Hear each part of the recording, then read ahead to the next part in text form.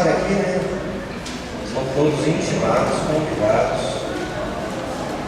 1 Samuel, capítulo 1, fala um pouquinho sobre pai e mãe nesse texto.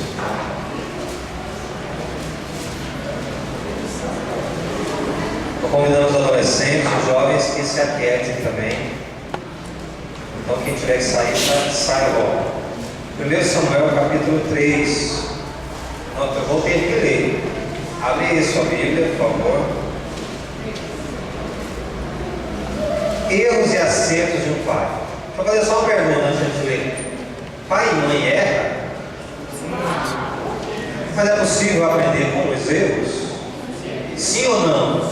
Como diria o bispo Macedo? Sim ou não? Vamos ler a palavra do Senhor, que é santa. 1 Samuel, capítulo 3, vai contar a história do menino e de um pai adotivo. O menino Samuel ministrava perante o Senhor sob a direção de Eli. Naqueles dias, raramente o Senhor falava, e as visões não eram frequentes.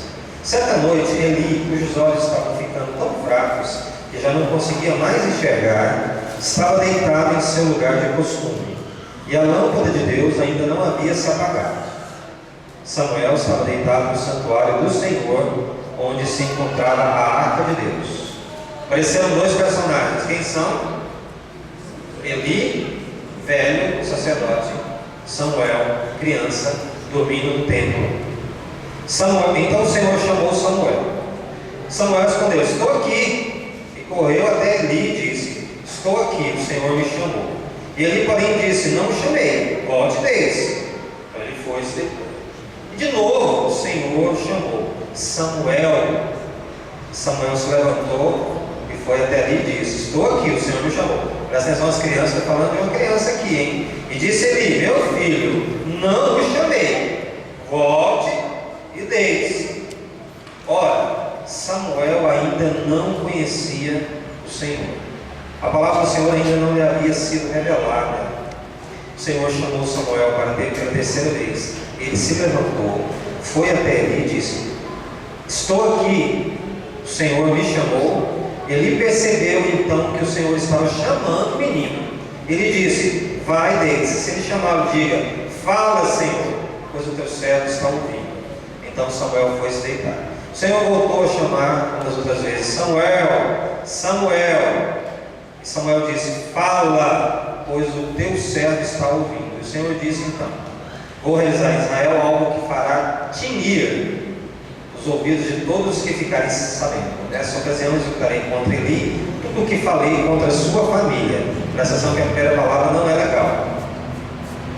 Falei contra a sua família, do começo ao fim. Pois eu lhe disse que julgaria a sua família para sempre, por causa do pecado dos seus filhos, do qual ele tinha consciência. Presta atenção, o pai tinha consciência. Seus filhos se fizeram desprezíveis diante do Senhor, e ele os puniu. Por isso jurei à família de Eli: jamais se fará propiciação pela culpa da família de Eli, mediante sacrifício ou oferta. E Samuel ficou deitado até de madrugada, de manhã. Então abriu as portas da casa do Senhor, e ele teve medo de contar a visão de Eli, mas ele o chamou e disse: Samuel, meu filho, estou aqui. E ele perguntou: o que o Senhor lhe disse? Não esconda de mim. Deus o castigue e o faça com muita severidade se você esconder de mim. Jogou um peso no menino do tamanho do mundo. Você vai falar, senão Deus vai arrebentar com você. Então Samuel lhe contou tudo e nada escondeu. Então ele disse: ele é o Senhor, que faça o que lhe parecer melhor. Enquanto Samuel crescia, o Senhor estava com ele e fazia com que todas as suas palavras se cumprissem. E todo Israel, desde Dan até Berseba, reconhecia que Samuel estava confirmado como profeta do Senhor.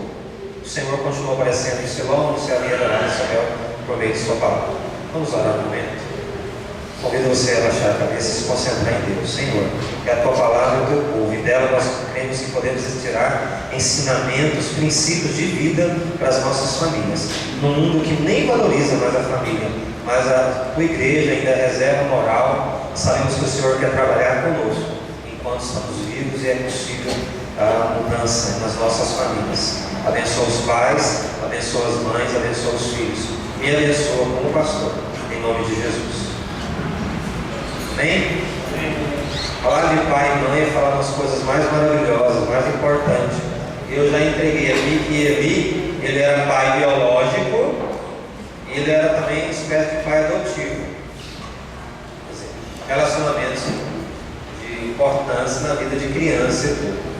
E a primeira coisa que eu queria perguntar é que nós temos um problema sério em definir o que é família. O que é família? Hoje. Antigamente a gente falava naquele modelo tradicional, né? Pai, mãe, 2 filhos, família nuclear. Mas hoje as coisas são tão complexas que tem muitas aquelas famílias assim. Vê se você conhece alguém na sua família. A pessoa casa, não tem certa condição financeira, se junta. Aqueles que tentaram casar, não deu certo, voltou.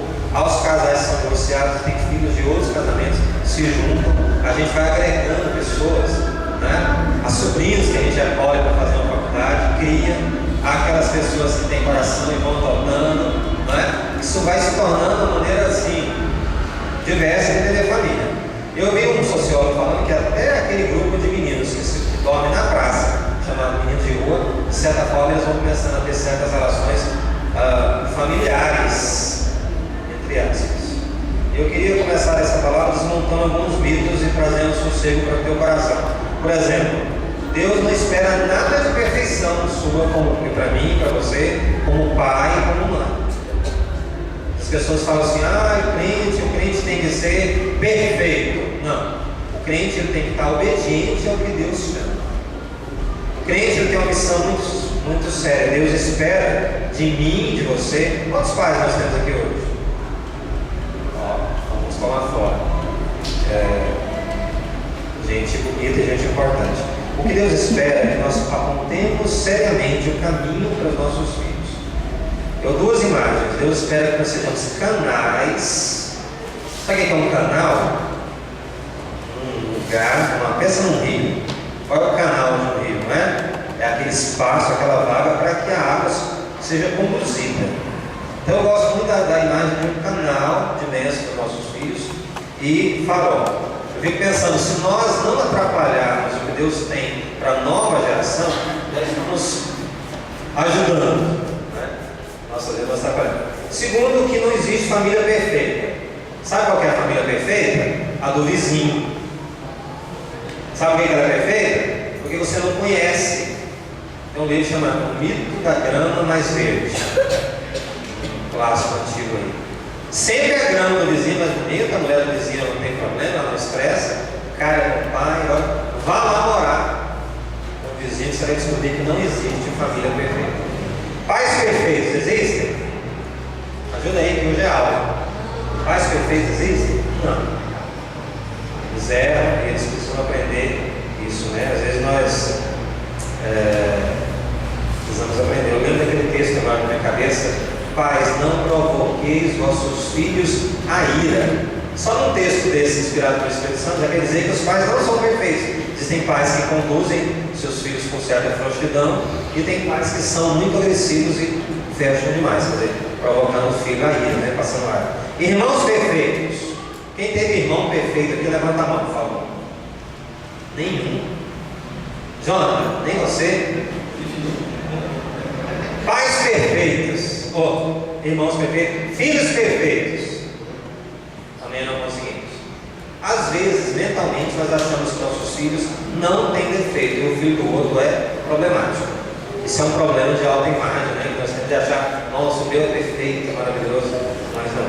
E esse texto fala de 3 personagens aqui. O primeiro deles é o grupo de personagens. O primeiro deles é Eli. Presta atenção, Eli era líder religioso, autoridade constituída por Deus, idoso, mais ou menos 80 anos, um pouco mais, sacerdote, morava no templo naquela época, e ele já está com os olhos fracos.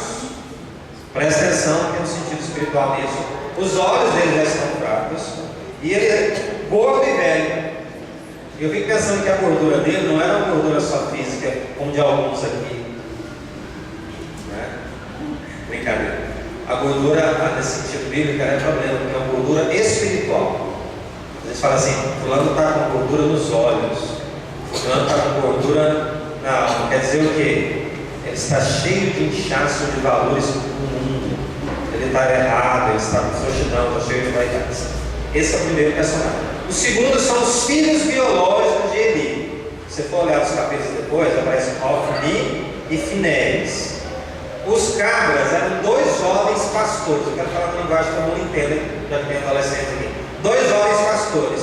Só que eles eram cão chupando manga e assoviando ao mesmo tempo. Eles eram corruptos, integridade zero, exploravam o povo simples, pegavam a oferta que o povo trazia e falavam: essa aqui é minha, essa aqui é da igreja. Isso aqui é minha, isso aqui é da igreja. E quanto mais pobre, mais eles exploravam. E eles trouxeram sujeira para dentro da casa de Deus. Ou seja, eles deturparam, profanaram o templo, sujaram as coisas de Deus. Por isso que Deus fala, eles são desprezíveis. Deus fala, eles são insignificantes. É mais ou menos Deus falando assim, ó, eu não estou conseguindo nem olhar para esses rapazes aí, esses caras, sapatos. Aqui temos Samuel, criança, filha de Ana, que teve dificuldade para engravidar. Veja que ele tem tudo para ser problemático. Presta atenção, Samuel tinha tudo, humanamente falando, para ser problemático. A mãe dificuldade para engravidar, talvez de certa baixa renda, entregou o filho em voto para morar com um sacerdote no templo. Então a ideia é que o menino dormia, era muito comum os discípulos e os aprendizes dormir no colchonete. Você imagina um menino, um pré-adolescente, que dormia no colchonete no templo, ou no quartinho do fundo. Mas era um menino de profunda sensibilidade e conteúdos além do normal. Depois eu te pergunto, o que é normal? O que é uma criança normal? Porque às vezes as crianças são inteligentes demais, que são além da conta, né, espertas ou terríveis, a gente fala assim, fulano não é normal.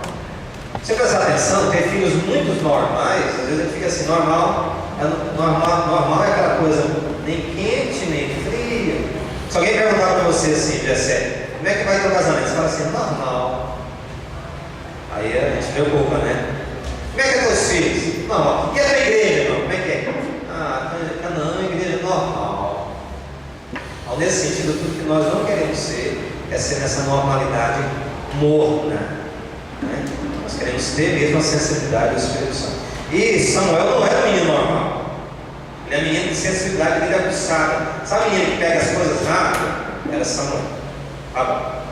Desse princípio de Samuel, já tinha três coisas aqui. Primeiro, crianças podem servir a Deus e ministrar na casa de Deus. Às vezes, quando ele chama as crianças para orar na noite, é um ato lindo que nossa igreja tem desenvolvido, mas às vezes eu fico com vontade de que não nós oremos por elas, mas que elas orem por nós, porque diz o bom senso que criança tem mãos mais santas e coração mais puro. Então, na verdade, elas é que deveriam levantar as mãos e orar pelo auditório. Talvez de vez em quando seja interessante a gente fazer essa brincadeira, né? Essa brincadeira séria, de inverter as coisas. Tem gente que fala assim, criança não pode ser intercessor na igreja, pastor. Por que não pode? Intercessor tem que ser formado, com terno e gravata, é isso? Intercessor é qualquer pessoa que ame e queira orar por alguém. Então, crianças podem ser intercessores. Agora vamos lá, erros e acertos de um pai, aprendendo com os erros mais velhos. Primeira coisa, o acerto de Eli. Ele criou os filhos na casa de Deus. Entendo que na juventude ele pegou, enquanto ele teve certo pulso, certa energia, ele levou os filhos para a casa de Deus. Já é um ponto forte, porque tem gente que não está conseguindo nem levar os filhos para a casa de Deus. Já a coisa está complicada, que o menino fala com 7, 8 anos e fala, não vou. O pai fala, mas eu não vou. Você vai fazer o quê?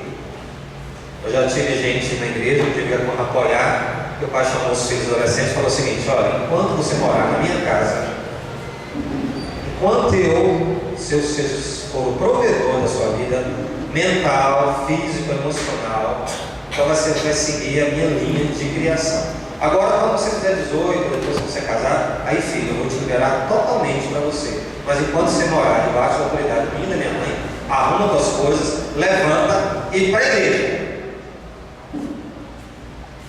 E aí? Está certo ou está errado? Não é fácil. Estou pregando aqui, não estou fazendo teatro não. Estou falando que isso é fácil, mas às vezes para salvar um filho, né? Vamos ver o exemplo de Jó. Quem lembra o que Jó fazia? Jó foi um bom pai? Jó foi um bom pai? Jó capítulo 1. Palavra de Deus.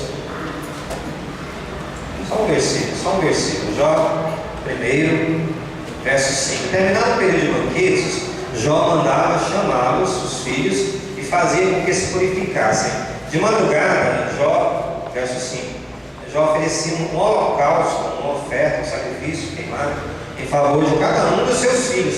Pois ele pensava, Jó, talvez os meninos tenham lá no íntimo muito pecado, muita sujeira. Ele pensava, preocupado com os filhos, talvez eles não estejam entendendo a mensagem de Deus, então eu já vou orar, já vou ofertar por eles, lá no íntimo, pecado e maldição a Deus. Essa era a prática constante de Jó. Ele era bom pai? Sim. Ele foi profundamente provado, não em pecado, porque era propósito de Deus. Ensinamento. Então, qual é o primeiro erro de Eli? Presta atenção, são só 3. Primeiro, ele esqueceu que a missão principal de um homem é ser pai. Depois você tem filhos, não tem missão religiosa, não tem trabalho que supera isso, não tem viagem, não tem estresse, ele tem que ser pai. Aí nesse sentido eu penso realmente que Noé foi um dos melhores pregadores do mundo, porque ele só salvou 8, né? Ele só salvou quem? Família dele. Ele só salvou os filhos e as noras, os genros. Engraçado que a nora e o genro acreditou na pregação dele, hein? Dizer, Noé não perdeu, ele pode não ter conseguido nada, mas ele salvou a sua família. Certo? Muita gente hoje tem esquecido, não tem conseguido se relacionar com a família. Eu penso que ele foi aquele tipo de pessoa que foi esfriando aos poucos. Presta atenção, eu entendo assim, que ele foi se esfriando aos poucos, ele foi perdendo a vitalidade e ele ligou no automático. A pior coisa para um crente é quando ele liga no piloto automático. Ele deixa a coisa aí, põe a Bíblia debaixo do braço e ele vai de corpo, mas a alma já está assim. Quer dizer, a segunda lição é um homem pai que não ouvia mais a voz de Deus. Isso é muito triste, na medida que a palavra de Deus é que nos ensina o que é criação de filhos. A palavra de Deus ela tem duas fontes de trabalhar com a gente. Ela consola, ela acarinha a gente, mas ela também exorta e bate na cara da gente. Presta atenção que eu estou falando de Deus, não de homens. A palavra de Deus ela tem um peso, às vezes ela nos exorta de uma maneira forte, fala, não está certo. Às vezes eu acho que nós estamos deixando, como homens e como mães e como pais, não estamos deixando Deus mudar os nossos valores. Tem gente que eu conheço na minha família que diz que é cristão, que é crente, mas a mentalidade é assim. Eu vou conversar com uma pessoa, a pessoa fala assim, não, Flávio, na minha casa eu penso assim, eu ajo assim, eu penso assim, aí eu entro em Cristo e falo, mas isso não tem nada a ver com a palavra de Deus. Não, mas eu não sigo a palavra de Deus, não, eu sigo, a minha casa é assim. 20 anos de igreja, não entendeu? Não é filosofia de vida, mas é encontrar vida na palavra. A mulher deixar o homem ser o homem da casa, o homem deixar a mulher ser mulher, os dois deixar filhos, para que os filhos aprendam a ser filhos, para que daqui a pouco eles aprendam a ser pais. Isso tudo está na palavra de Deus, né? Vocês viram o que eu disse? Mães, deixem seus maridos serem pais, até esperem, até exijam deles autoridade na criação de filhos. Chegue de pais frouxos, como chega também de pais violentos. Precisa encontrar um equilíbrio na palavra de Deus. Então Eli é aquele cara assim, que o filho ensina o pai. O menino Samuel, ele começou a ter uma sensibilidade que deveria ser o lugar do pai. Os papéis estão invertidos, você percebeu? O menino está ministrando sobre o velho sacerdote, pastor. O menino levanta e fala, pastor, nossa igreja está errada, por que a igreja nossa não vai por aqui? Óbvio, as crianças podem ser usadas por Deus, mas nós como adultos não podemos perder a dimensão de ser bênção na vida delas, né? Deus vai esperar isso da gente. Em outras palavras, o terceiro problema, Eli fechou os olhos para que os seus filhos faziam fora de casa. Às vezes até dentro de casa, né? Isso chama-se permissividade excessiva. Aí eu notei uma frase aqui. Quando tudo é tolerado, tudo, não é alguma coisa, que a gente vai negociando o que é tolerado e o que não é, segundo a palavra de Deus. Mas quando tudo é tolerado, não existem limites e nem mesmo amor. Os filhos, eles esperam, eles chiam na adolescência, eles gritam, chamam a gente de idiota, de besta, de atrasado, mas eles esperam isso aí. Inconsciente eles esperam, porque eles sempre querem ser amados. Em outras palavras, ele foi um pai que perdeu o pulso, ele tinha consciência de tudo, mas ele afrouxou a mão. Sabe aquela pessoa que fala assim, eu não dou conta mais? A menina complicadinha, daquela levadinha, que às vezes só pensa 13, 12, hoje tem meninas com 10 anos, 8 anos, pensando em namoro e transar.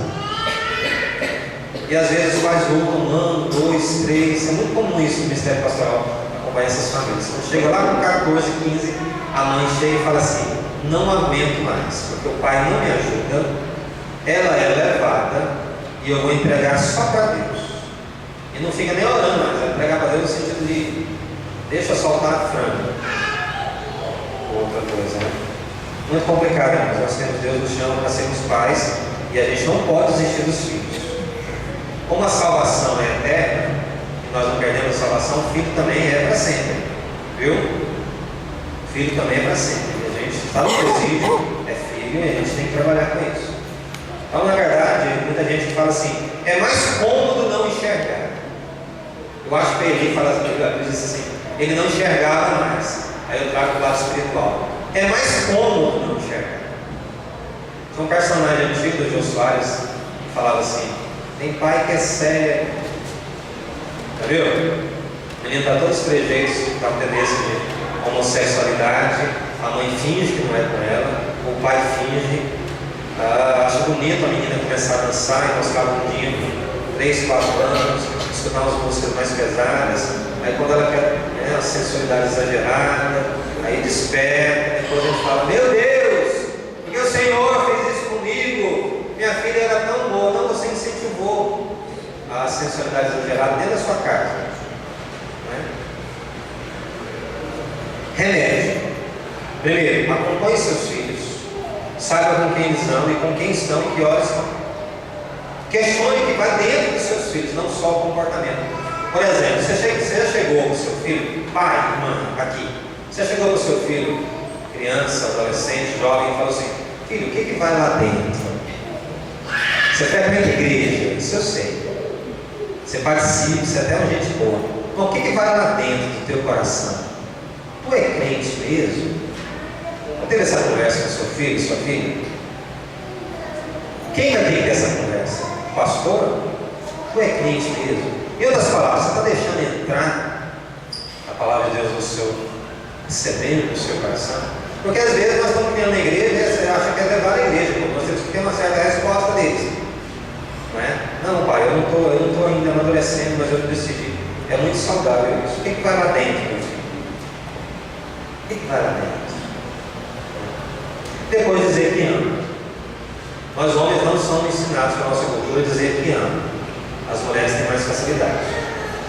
Mas é preciso começar a dizer, nem que não seja rotina. Diz que a gente começa quebrando e começa a forçar. Depois você vai começar a virar uma certa rotina. Nós temos problemas seríssimos hoje nas famílias cristãs. E não só não cristãs. Por exemplo, negligência. Você sabia que negligência é crime? Negligência hoje é crime. Você não acompanhar seus filhos fora de escola, se faz tarefa, até 12 anos não pode ficar mais de 3, 4 horas sozinho. Isso é negligência, é crime. Segundo, às vezes nós alimentamos competição entre os nossos filhos, comparando. Teu irmão mais velho era assim, as notas eram tal, e chega lá, eu trabalhei com 12 anos, os mais velhos são bons nisso. Desculpa, a geração dos meus pais era assim. Mas eu trabalhei com 12 anos na roça e já era homem. Esse menino só quer estudar. Meu irmão, se seu filho ou sua filha quer estudar e tira boas notas, apoie. Você quer voltar na roça igual você foi criado, né? Não, apoie. Quer tirando boas notas, você apoia. Eu invisto nos seus filhos. E cuidado com a manipulação que existe dentro de casa. Tipo assim, um autoriza, né, Bruno? E o outro desautoriza. Não tem esse negócio que eles jogam pra gente? Vai lá no Paulo e fala uma coisa, ó, resolve com a sua mãe. Aí Aí corre na Rúbia, a Rúbia falou assim: resolve seu pai. Mas o filho, quando volta, chega e fala assim: minha mãe deixou. Minha mãe deixou. É só você que é ignorante. Minha mãe deixou. Então, cuidado nós falarmos às vezes de baixo. Tem gente que gosta de vestir o personagem dos tiros de Hollywood. O bom e o mal. Já viu? O jogo do bom e o mal. Seu pai veste o personagem do mal, a mãe veste a boazinha. E ó, exige o contrário também. Na verdade, não tem ninguém bom e ninguém mal. Nós somos apenas humanos. E Deus espera que a gente seja bons, né, irmãos? E por último, a história da superproteção, que eu já detecto algumas coisas na nossa igreja também. Presta atenção. Filho, afetividade e carinho é uma coisa. Você super proteger, você não está ajudando o seu filho. Você tem que expor seu filho ao corpo. Mães, presta atenção. Às vezes uma carência, alguma coisa do marido, ou perder alguém na vida, aí foca só naquele filho, naquela filha, e não deixa crescer. Isso não é bênção. Isso vai dar problema lá na frente. Deus não quer isso na palavra, não quer isso na igreja, e depois no casamento lá na frente, isso vai explodir uma bomba desse tamanho. Porque superproteção é doença.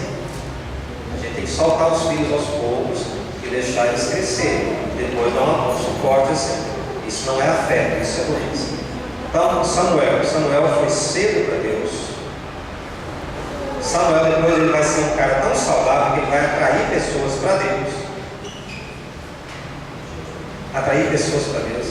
Meu Deus, eu fiquei pensando, será que a nossa geração, ela tem gente que acha que a nossa geração agora de meia idade, ela tem que ser melhor do que os nossos filhos. Não é. Biblicamente, nós temos que preparar nossos filhos para serem melhores do que nós. Isso é uma palavra séria. Isso tem que ser uma opção agora. Amém, igreja? Amém. Que nossos filhos e nossas filhas sejam melhores do que nós, espiritualmente, emocionalmente, mentalmente, fisicamente. Quer dizer, isso é crescer integralmente. Isso é abençoar. Deixa eu pegar aqui.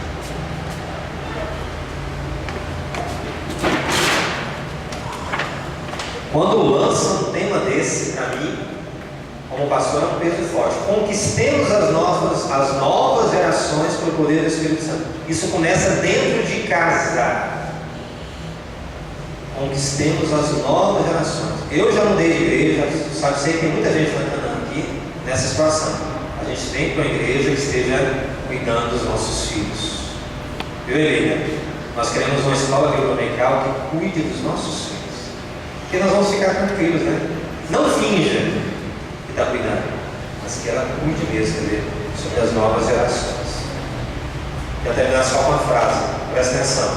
Eu desculpo que eu não anotei hoje, eu tive tempo. Para medir um homem, anote. Isso é para quem fica curtindo com a altura, viu, Adriano? Para quem fica curtindo com a altura da gente, você pode anotar essa aqui. Para medir um homem, você anote a altura dos seus ideais, a profundidade de suas convicções, a amplitude das suas amizades e a extensão dos seus sacrifícios. O que um pai faz? O que esse cara abre mão? O que ele enfrenta por amor à família? Né? Aí você mede um homem.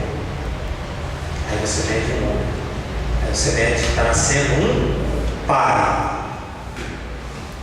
Não só o pai que bota arroz e feijão em casa, mas ele está crescendo, ele está cuidando, ele está. O nível de sacrifício, de amizade, de convicções, de ideais está sendo passado para os filhos. Honestidade, valor, amizade, fé, está passando. Aí você começa a medir, né? Talvez se eu pensar nos mais velhos aqui que faziam parte dessa igreja, há 20, 30 anos atrás, os que já partiram, sei do pai do Wesley, sei de outros. Aí você fala assim, um homem, um pai. É isso que nós queremos na nossa igreja. Entendeu? Pai. Falar pai, isso é para encher a boca. Não é pai, troço. Pai. Imperfeito. Pecador lavado pelo sangue de Jesus. Querendo aprender. Cercando os filhos com a propósito. É isso que nós sonhamos para a nossa igreja e para as nossas famílias. Amém, Canaã? Amém. Amém. Amém. Seja alvo de Deus para nossas vidas. Deus abençoe. Eu quero orar para os pais e devolver a palavra agora para as festas. E a comida já está cheirando. Senhor, é teu povo, eu faço parte desse povo, nós precisamos muito da tua graça. Nós assumimos agora diante do teu altar, aqui na presença do Senhor, que somos incapazes de criar nossos filhos